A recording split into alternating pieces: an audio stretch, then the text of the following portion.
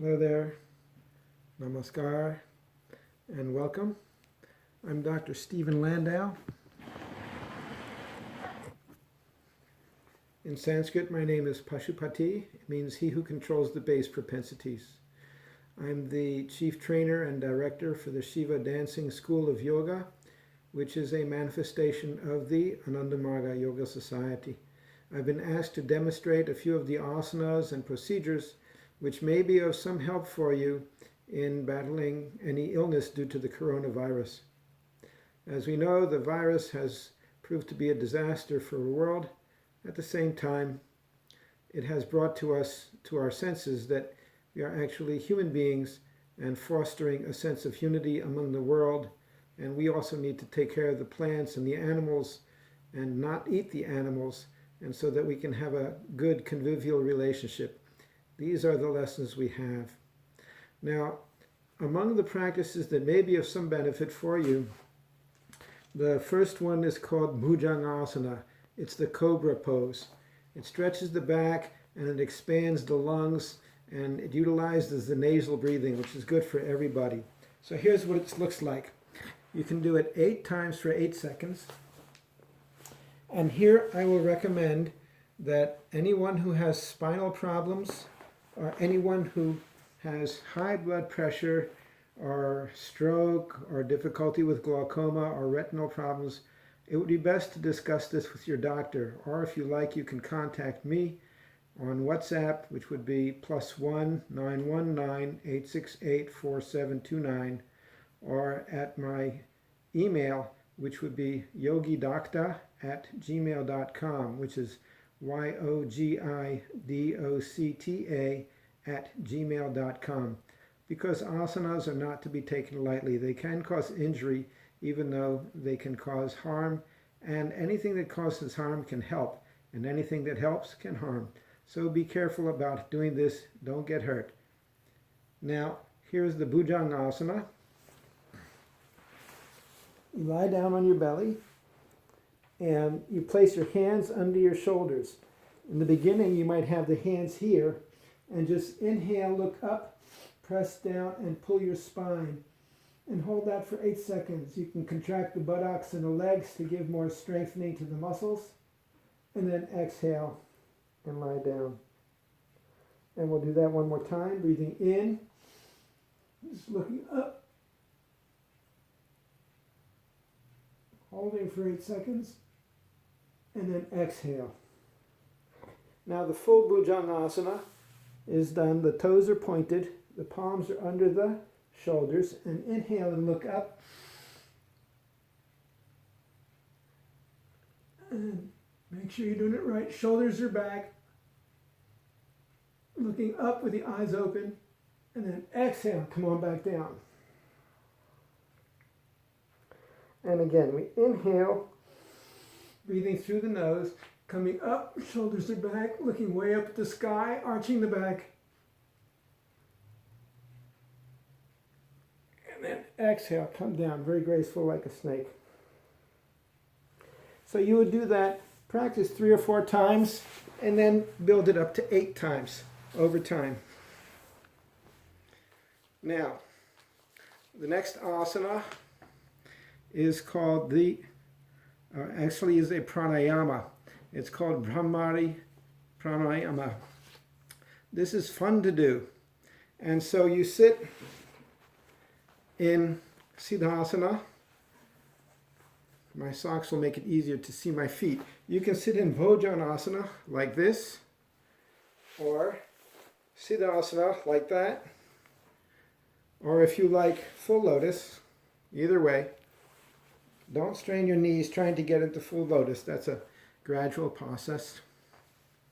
You take your fingers and you close your ears, and this will vibrate the sinuses and gives a very pleasant Om feeling. So it's almost a spiritual exercise for some people. And you close your eyes, you press your fingers on your face, breathing through the nose, and then exhale and hum.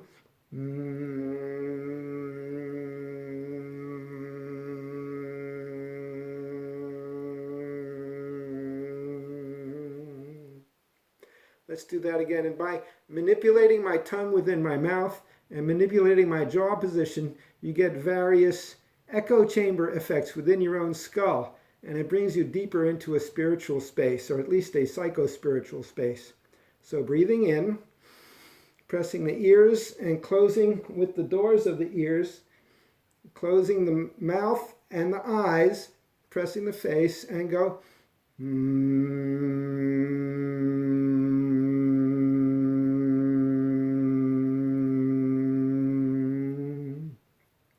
And again, one more time, breathing in, breathing into the belly and the chest. So this is important. As you breathe in, let your belly expand and breathe into the chest. I'm going to do this sideways so you can see. Watch my belly. Breathing in. I hope you can see this. And then chest. And then out. Belly. Chest. And the belly. And then you use your diaphragm to move the air. So one more time. Bhramari. Breathing in through the nose. Breathing into the belly and the chest. Raise the arms. Press the face, press the ears, and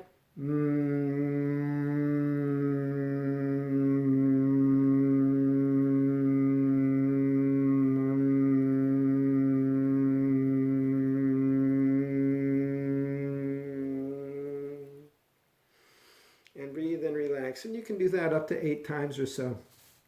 This vibrates the sinuses and helps get rid of mucus. The next asana that is listed is called Vayapaka mudra. And this one is also good for blood pressure. It's done standing up. So I will step back so you can see me properly. Given the camera, I will do this in a kneeling position, but it's actually done in a standing position. So you take your fingers and you place the third finger distal knuckle. I am a doctor, so I talk medical. This last knuckle right here, the inside of the knuckle, you place it on the nipples. And so standing up, you take a breath in and bring your shoulders back just like a chicken wing, breathing in through the nose, and focus your mind on your 4th chakra, on the heart chakra, the seat of compassion and the seat of air movement, the lungs. So breathing in, shoulders back, and think about that 4th chakra.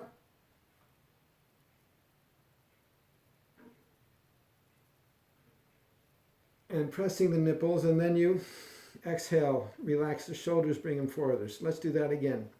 Again, pressing the nipples with this knuckle, with the inside of this knuckle. Take a breath in. The fingers are flattened against the chest and pressing the chest. Breathing in.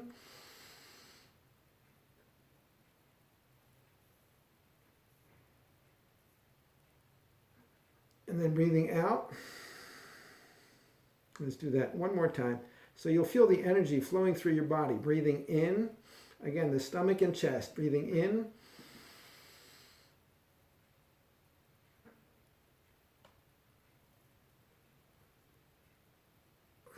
And then the shoulders come forward and relax. So again, you can build that up in the initial few days, 3 times, and then you can gradually bring it up 4, 5, and 6 times, or up to 8. The next asana that they have asked me to do is the Sarvangasana.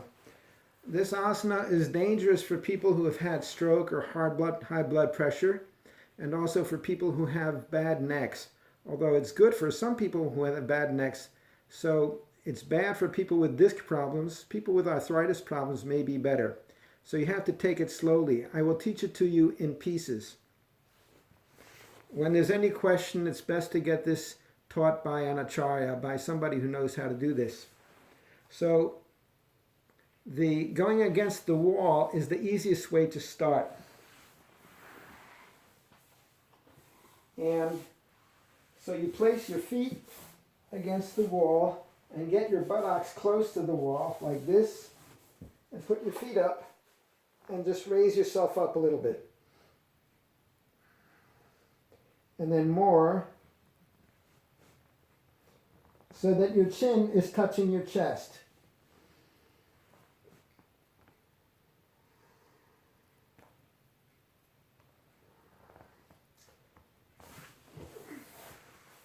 And you'll hold that for 30 seconds up to a minute. Ultimately, you can go from 2 to 5 minutes. The idea is it inverts the body so that the lymphatic flow, the lungs empty out, and any mucus that's accumulated in the lungs will go. It compresses the sinuses and the thyroid, so any mucus that's accumulated will go. And so this is going to be good for people with bronchitis and good for people with sinusitis and colds. And hence we recommend it for the coronavirus.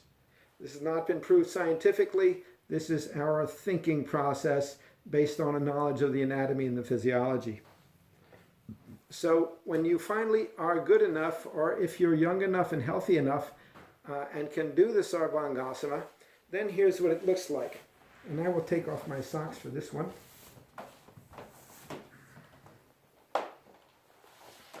So you lie down on your back and you curl your legs up to the forehead like so, and then come all the way up.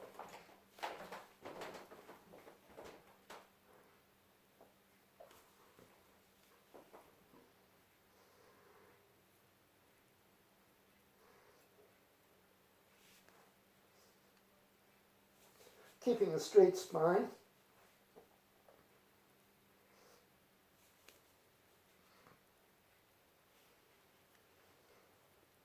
And then slowly roll down. And then relax for a bit. This is called Shavasana, this relaxation pose. And so you can do that Sarvangasana 3 times, anywhere from 30 seconds up to a few minutes, and let the mucus drain. Sometimes when I do it, I have to cough. So in the very first parts, it compresses the salivary glands and the parotid gland, and so it brings so much mucus into my throat, and I cough and swallow it, and then I can do the Sarvangasana. So again, the purpose here is to clean out the lungs and to clean out the sinuses and the salivary glands so that you don't accumulate mucus. You don't give a place for the virus to stay, because continual flow is the sign of health. When you have a swamp in your body, that's when you get sick. So you want to have continual flow. So part of that, the next thing is it's a good idea to take lemon water. So some lemon water and salt. Here's my lemon. I keep water with me at all times. And so again, part of the accepted philosophy of preventing viral problems is to keep it from accumulating in your throat. So as soon as you feel your throat to be a little bit dry, and that may be every 15 or 20 minutes, or like right now since I'm talking to you,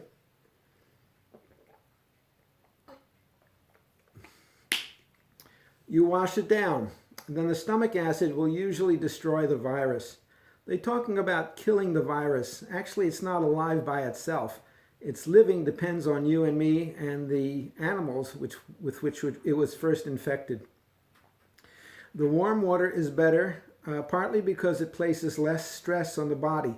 And so you want to have minimal stress on your body of that nature. So we say don't look directly at the sun for a while, don't look directly at the moon for a while. You don't want to have shocks to your body. So using warm water, or even very warm water, but not really hot water.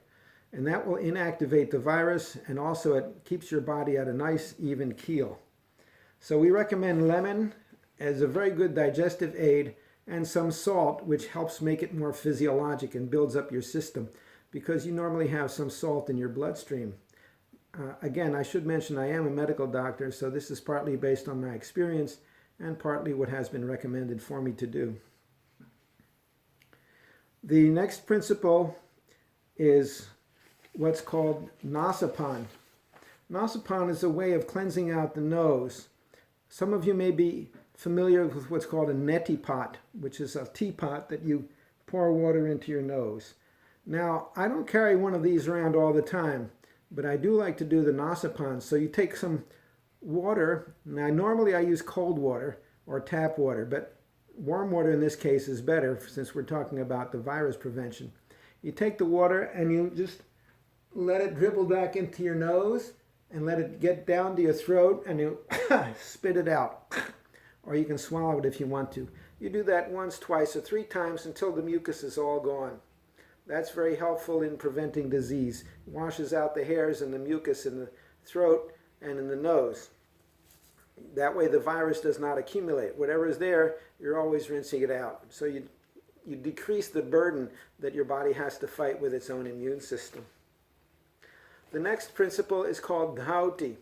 Dhauti means you take your middle finger or several fingers and you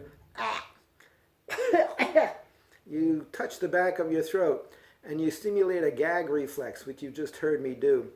That brings the mucus up off of your thyroid and off of your larynx, your vocal cords, and it cleans up all the mucus. So you've really cleaned out, with all of these practices, you've really cleaned out your chest, your lungs, and your nasal passages. So that helps you protect you from getting accumulation of the virus into your system.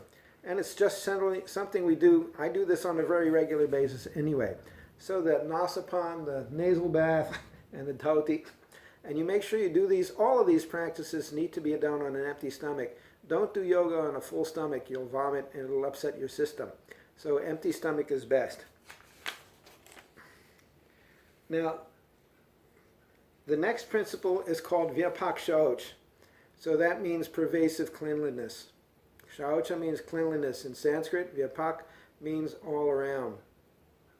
So what we do is we take some, first sitting in the bathroom, on the toilet or someplace else, you take some water, and it's good to carry around a squirt bottle or some water, and pour it on the genitals to cool that. That cuts down on sexual desire and also helps with cleanliness in general. Then you take some of the water and onto your legs on both sides and cools it off, and then water to the forearms. Then you take some water. I don't necessarily use the same bottle. I'll use clean water here. And you take it in your mouth and you hold it and you splash your open eyes 12 times. This calms the body down. It stimulates the diving reflex, which slows the heart down. So do the eyes, splashing your open eyes 12 times, then some on the back of your neck and your ears. And you do this before taking meals. You can do it before you sleep, especially if it's hot weather, and especially before spiritual practices. It makes it much easier to do meditation and yoga postures in a very calm and happy way. The next principle that we have is taking sentient food, and by that we mean vegetarian diet. There has been some notion that taking milk is not good because it goes bad quickly, and so be careful about that, at least in this time of coronavirus. Buttermilk is okay. And taking otherwise a vegetarian diet, we don't recommend onions and garlic because they're not so good for the lower chakras. And there has been some thought that they may not be good for the immune system, even though garlic is antibiotic against the bacteria. So this is to be taken into consideration. And we don't want people smoking because that decreases your immune function, and it also cuts down the ability of the hairs, the little cilia that are in your sinuses and in your lungs and in your trachea and the windpipe. It cuts down these hairs, clear the mucus, and you want to be clearing the mucus all the time. That's how the virus manifests as disease, by causing a mucus accumulation. So doing all these practices should be helpful in helping prevent or take care of the virus if you should be fortunate or unfortunate enough to have it. So those are the principles I've been asked to demonstrate. I hope they're useful for you. Feel free to contact any Ananda Marga Acharya or myself as needed for further guidance. Take care. Namaskar. I salute the divinity within you with all the divine charms of my mind and all the love and cordiality of my heart. There are more asanas that we do. Sometimes we can combine the shoulder stand with a pose called the fish, which is also a little bit difficult, and so that can be worked on. So consult one of us at will. Thank you very much.